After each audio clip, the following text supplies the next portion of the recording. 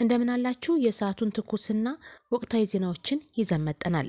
90 ሺህ ብር በ100 ሺህ ብር እየተሸጠ ስለመሆኑ፣ በደብረ ጽዮን የሚመራው ህወሓት ሊቀመንበር በኢትዮጵያና ኤርትራ መካከል ጦርነት ሊከሰት ይችላል ማለታቸውን፣ የኢትዮጵያ ንግድ ባንክ በብድር ወለድ መጠኖች ላይ ጭማሪ ማድረጉን፣ ከውጭ የሰርቢያ ፓርላማ አምባጓሮን የተመለከቱና ሌሎች ወቅታዊና መደመጥ ያለባቸው ዜናዎች ይዘናል። ከኛ ጋር ሁኑ። በቤንሻንጉል ጉሙዝ ክልል የኮንትሮባንድ ንግድ በመስፋፋቱና የጥሬ ገንዘብ እጥረት በማጋጠሙ እጃቸው ላይ ገንዘብ ያላቸው አትርፈው መሸጥ ጀምረዋል ተባለ።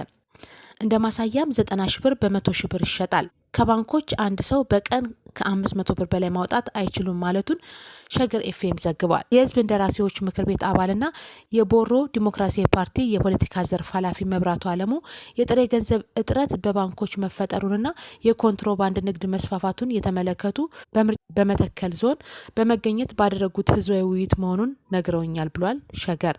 የኑሮ ውድነቱ በቤንሻንጉል ጉሙዝ ተባብሷል የሚሉት የህዝብ እንደራሴ ይህንን በህዝባዊ ውይይት ተመልክተናልን ብለዋል። በደብረ ጽዮን የሚመራው ህወሓት ምክትል ሊቀመንበር አቶ አማኑኤል ከባራካሾ ጋር ባደረገው ቃለ መጠይቅ በኢትዮጵያና በኤርትራ መካከል ሰሞኑን እየተካሄደ ያለው መቃቃር የቃላት ጦርነት ወደ ግጭት ሊገባ ይችላል ሲሉም አሳስበዋል። ቀይ ባህርን በተመለከተ ሰሞኑን በዚህም በዚያም በኩል የሚታዩ ዝግጅቶች የወታደራዊ እንቅስቃሴዎች ስጋት እየፈጠሩ ነው ብሏል። ህወሓትም ሆነ የትግራይ የጸጥታ ኃይሎች ከኤርትራ ጋር ምንም ግንኙነት አላደረጉም። እየተነሳ ያለው አሉባልታ መሰረተ ቢስ ነው ሲሉም ተደምጠዋል። የፕሪቶሪያ ስምምነት ተግባራዊ እንዲደረግ የሰላም አማራጭ ነው የሚከተለውም ብለዋል። የኢትዮጵያ ንግድ ባንክ በብድር ወለድ መጠኖች ላይ ጭማሪ ያደረገ። የኢትዮጵያ ንግድ ባንክ ከየካቲት 28 ቀን 2017 ዓ.ም ጀምሮ ተግባራዊ የሚደረግ በተለያዩ የብድር አይነቶች ላይ ጭማሪ ማድረጉን አስታውቋል። ይህ ጭማሪ የመጣው መንግስት የፋይናንስ ዘርፉን ተወዳዳሪ ለማድረግ እያደረገ ያለው ጥረት አካል እንደሆነም ባንኩ ገልጿል። በተደረገው ማስተካከያ መሰረት የግብርና ብድሮች እስከ 15.5%፣ የንግድ ብድሮች እስከ 18%፣ የውጭ ንግድ ብድሮች እስከ 14%፣ የግል ብድሮች ደግሞ እስከ 15% ጭማሪ አሳይተዋል።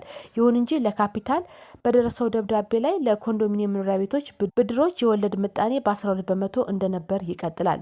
የውጭ ምንዛሬ የሚያቀርቡ ድርጅቶች ሰራተኞች የግል ብድሮች በስምምነቱ ውል ላይ በመመስረት ከ11 በመቶ እስከ 13 በመቶ የሚደርስ ሲሆን ለየት ያለ ከፍተኛ ዋጋ ላላቸው ደንበኞች ሰራተኞች የግል ብድሮች በ12 በመቶ እንደነበር እንደሚቀጥልም ታውቋል። ወደ ውጭ ዜናችን ስናል ሰርቢያን ፓርላማ አምባጓሮን ይመለከታል። የሰርቢያ ተቃዋሚ ፓርቲ ተወካዮች የሀገሪቱን ፓርላማ በጭስ ቦምብና አስለቃሽ ጭስ አፈኑ። የሰርቢያ ተቃዋሚ ፓርቲ ተወካዮች የመንግስት ፖሊሲን በመቃወምና ተቃውሞውን ለሚያሰሙ ተማሪዎች ድጋፍ ለማሳየት በፓርላማ ውስጥ አምባጓሮ አስነስተዋል። ከጥቅምት ወር ጀምሮ የተቀሰቀሰው የተማሪዎችና የተፎካካሪ ቡድኖች የተቃውሞ ሰልፍ በኑቪሳድ ከተማ ጣሪያ ተደርምሶ አስከፊ አደጋ መከሰቱን ተከትሎ የመጣ ነው።